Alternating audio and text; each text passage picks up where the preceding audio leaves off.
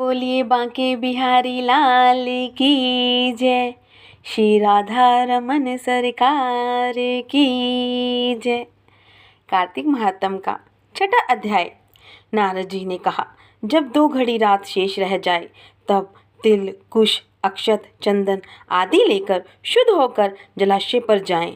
नहर की अपेक्षा नदी में स्नान से 10 गुना फल मिलता है और नदी की अपेक्षा संगम पर स्नान करने से 10 गुना फल मिलता है और तीर्थ पर स्नान करने से इन सब से दुना फल मिलता है। स्नान से पहले भगवान का ध्यान करके स्नानार्थ संकल्प करें। फिर तीर्थ में उपस्थित देवताओं को क्रमशः एवं आचमनीय आदि देवें। हे कमलनाथ, आपको नमस्कार है। हे जलशायी भगवान, आपको नमस्कार है। हे ऋषिकेश, आपको प्रणाम है। बैकुंठ, प्रयाग तथा बद्री आश्रम में जहाँ कहीं भगवान विष्णु गए वहाँ उन्होंने 3 प्रकार से अपना पैर रखा था। वहाँ पर ऋषि, वेद, यज्ञों सहित समस्त देवता मेरी रक्षा करते रहें। हे जनार्दन, हे दामोदर, हे देवेश, आपको प्रसन्न करने के लिए मैं कार्तिक पक्ष में विधिवत प्रातः स्नान कर रही हूँ और आपकी कृपा से मेरे समस्त पाप नष्ट हो जाएं। हे हरे, कार्तिक मास में व्रत तथा विधि पूर्ण स्नान करने में मेरी सहायता करें। आप राधिका सहित ग्रहण करें। हे कृष्ण, हे प्रबल राक्षसों का नाश करने वाले भगवान, हे पाप नाशक, कार्तिक मास में नित्य प्रति दिए हुए मेरे इस कार्तिक स्नान का व्रत करने वाला फल मुझे प्राप्त हो।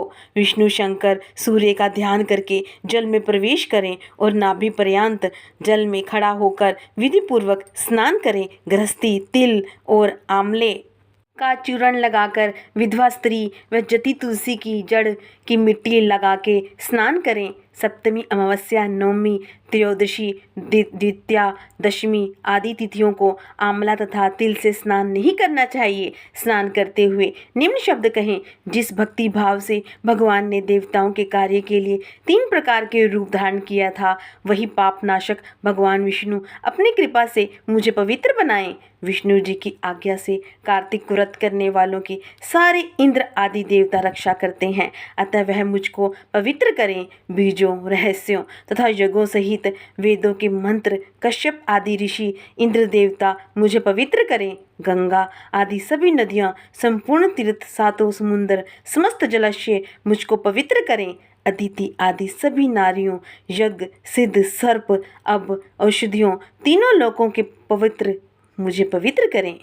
इन शब्दों को कहकर स्नान करने के पश्चात व्रती हाथ में पवित्र धारण करके देवता, ऋषि, मनुष्य, पितरों का विधिवत तर्पण करते समय जितने भी तिल तर्पण में रहते हैं और उनसे वर्ष पर्यंत व्रती के पितृगण स्वर्ग में वास करते हैं। तत्पश्चात व्रत करने वाला जल से निकलकर शुद्ध वस्त्र पहने तथा प्रातःकाल के सब कृत्यों से निवृत्त होकर पुनः भगवान विष्णु का पूजन करें। समस्त तीर्थों के सारे देवताओं का स्मरण करके भक्तिपूर्वक सावधान होकर चंदन, फूल, फलों सहित भगवान विष्णु को फिर से अर्घ्य देवें और मंत्र का करें। पवित्र कार्तिक मास में मैंने स्नान किया है। हे विष्णु जी, राजा के साथ आप मेरे दिए हुए अर्घ्य को ग्रहण करें। पश्चात चंदन, फूल, तांबुल आदि से वेद पाठी ब्राह्मणों को श्रद्धापूर्वक पूजन करें। बार बार अष्टांग प्रणाम करें और ब्राह्मणों के दाएं पैर में तीर्थ रहते हैं, मुख में वेद और सारे अंगों में देवता निवास करते हैं। अपने कल्याण की कामना रखने वाले लोग ना इन अपमान करें, ना ही इनके साथ विरोध करें।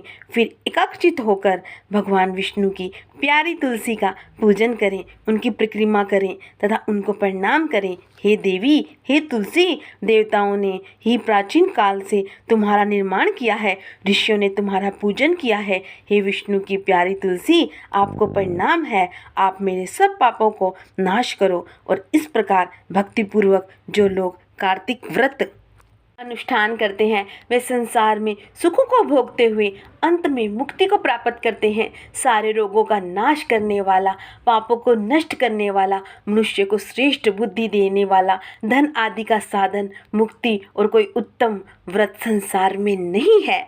जय श्री राधे, जय श्री कृष्णा।